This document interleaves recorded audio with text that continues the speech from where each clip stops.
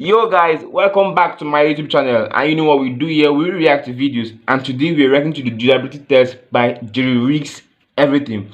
This guy literally gets phones just to see if they can bend to his hands, to see how durable they are.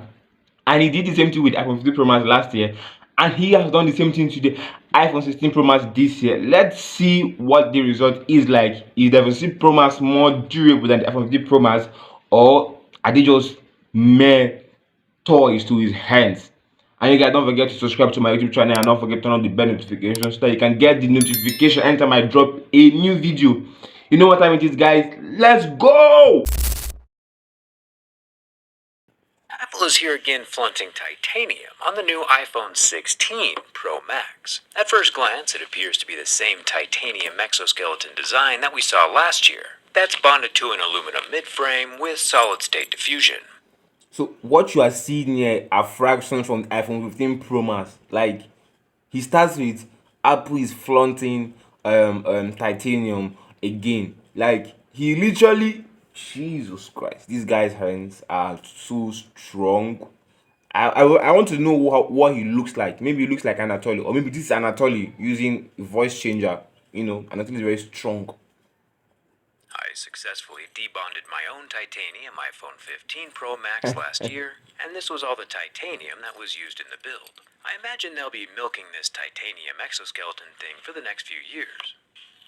It's actually pretty nifty stuff, and of course I'm always impressed by Apple's ability to run an hour-and-a-half event over what essentially boils down to slapping a new number on the box. And while I personally do believe Apple's whole event this year could have been an email, there are a few subtle improvements on this 16 Pro Max that we should take a look at.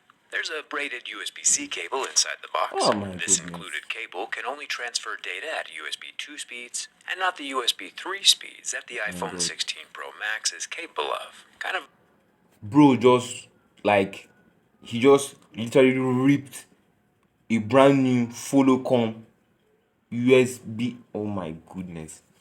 This guy is a destroyer. He's a destroyer. He just literally goes to go and get phones just to destroy them. Just to go and destroy. Just that's what he does. Just to destroy. Bro! bummer getting throttled right out of the box like that, but Apple fans are used to it. This shade is aptly named Desert Titanium. Desert's the right word since it's definitely the color of dehydration. The singular new physical feature that Apple has graced us with this year is the sapphire-plated camera control button on the right side of the phone. Apple has gone out of their way to not call it a button, even though it most definitely is. The coolest part about this button... Wait, the iPhone... This... Isn't this the iPhone 15 Pro Max? Because it usually looks like iPhone 15 Pro Max. I don't know, maybe I'm wrong. Maybe I know totally this year, iPhone 16 Pro, Pro from Pro to Pro Max, all of them were sorry, but they flop. Even Apple users are now like, no, bro, we can't be having this every year. Cannot be giving us the same kind of phone every year. Later, maybe next week we're going to be reacting to a review of this. But for now, let's see how this guy is going to scatter this phone. Let's see if it's possible.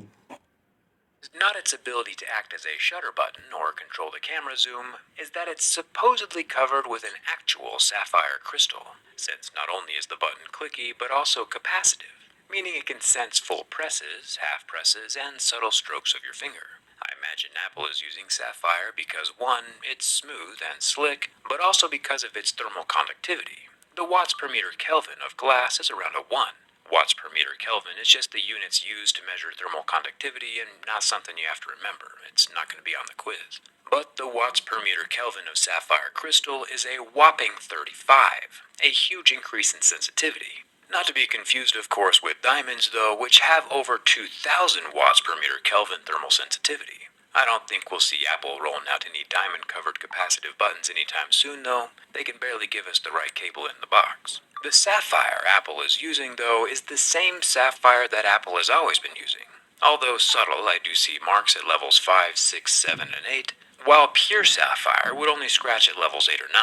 It might be due to the microfracturing of whatever cutting process Apple's using to extract the button shape from the large sapphire boules. You can see that even with my gym tester, the sapphire button barely registers as a gemstone on the digital readout.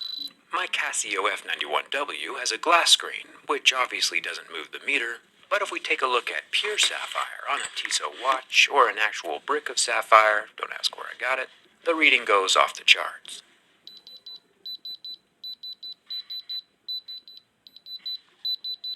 Apple Sapphire has always been a bit of a letdown, but it's cool to see them trying something new with the camera control button. I do hope someday Apple perfects the sapphire manufacturing. So I should have paused this earlier, but this is where he's getting crazier now. This is where he's getting crazier. I mean, he did the gym test, right? You saw it. Apple users. It's not like I'm the one that is saying it, but you are seeing it. You are seeing him do it. So don't come to me. Don't come and attack me. He's one doing it. It's not like I hate you guys. I mean, I love Apple. I will get an Apple if I have the money someday. But yeah, you can see, right? You can see you can see what he's saying about Apple, right? Apple is a nice product though. Process enough to create entire screens from the material. Oh no, bro. But for now, it appears as if they are sticking with the ceramic-infused glass once again. Wobbling seems rather excessive. They said their ceramic shield this year is 50% tougher than the first-generation ceramic shield, and 2 times tougher than any smartphone glass found in any other smartphone. But it still scratches at a level 6 with deeper grooves at a level 7. Glass is glass, and no matter how many adjectives are added in front of the word, it will still break. And Apple is charging a whopping $379 to repair broken screens. If you want to preemptively save your screen for a fraction of that cost, but the idea of applying a screen protector gives you anxiety, my channel sponsor Dbrand has you covered with their all new Prism 2.0.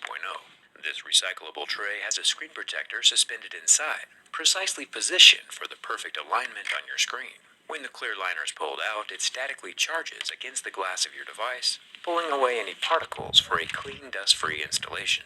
Just swipe down the middle and give a few seconds for the adhesive to work its magic, and just like that, a perfectly installed screen protector, protecting against scratches while also being a buffer layer for impacts. Each order comes with 2 protectors, so you'll have a spare for later. Hey, I'll bro. drop a link down in the description for you to get a pair for yourself.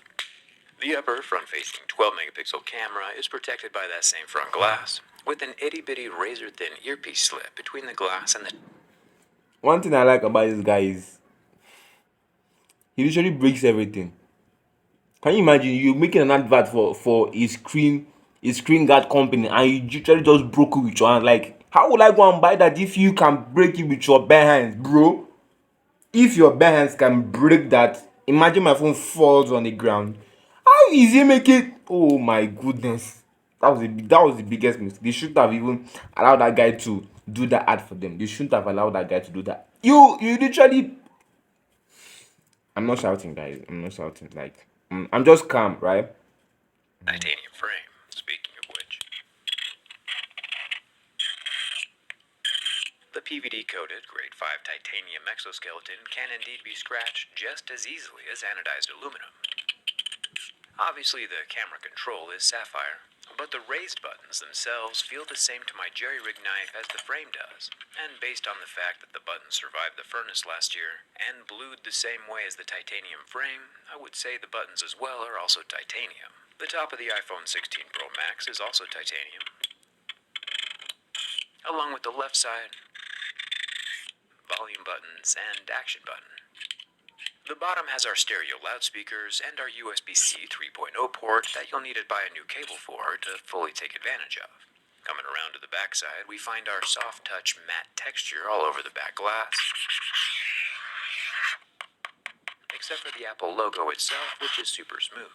This texturing process usually starts with a smooth glass slab and uses a cream applied through a stencil or silk screen to eat away the glass, leaving a frosted texture behind. It's interesting though that the stencil Apple used on this particular 16 Pro Max is misaligned just enough to give a perfectionist out there some PTSD, and I'm sorry for that.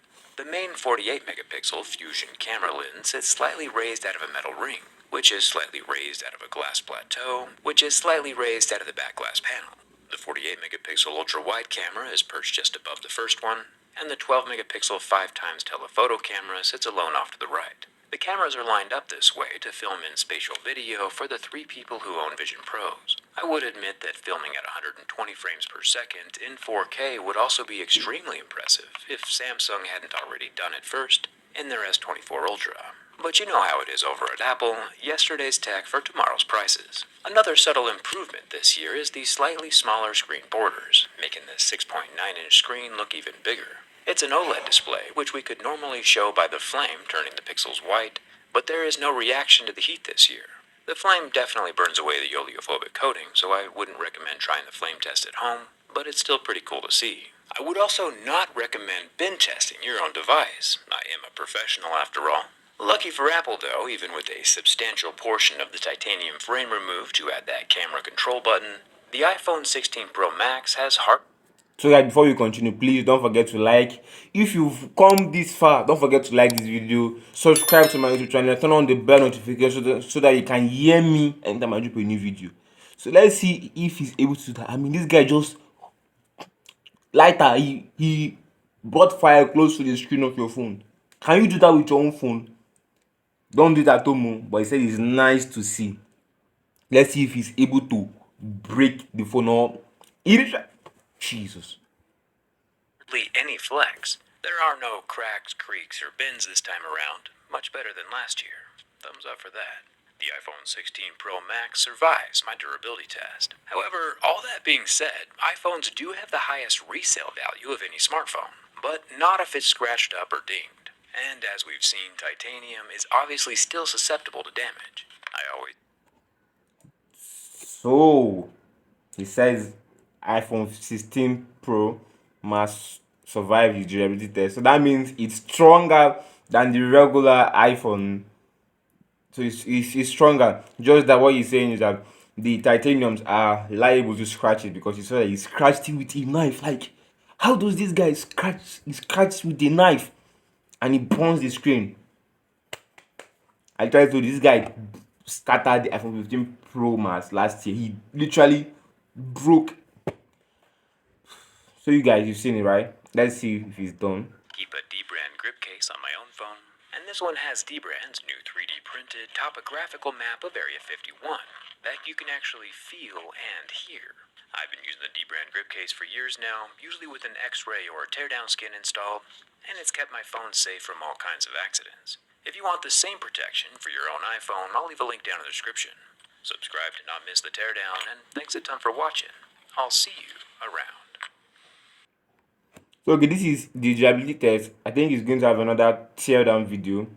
So we'll see if I get enough encouragement from this video. We're going to see if he's going to tear it down and see what the iPhone 16 Pro Max looks on the inside. Don't forget to subscribe to my YouTube channel if you're new here. Don't forget to turn on the bell notification so that you can be getting notifications anytime I drop a video. And don't forget to like this video, share to your friends, and comment in the comment section what you think about this guy, what you think about what he did. Can you try it with your own phone? And yeah, guys, I love you all, and I'll see you guys next week. Peace.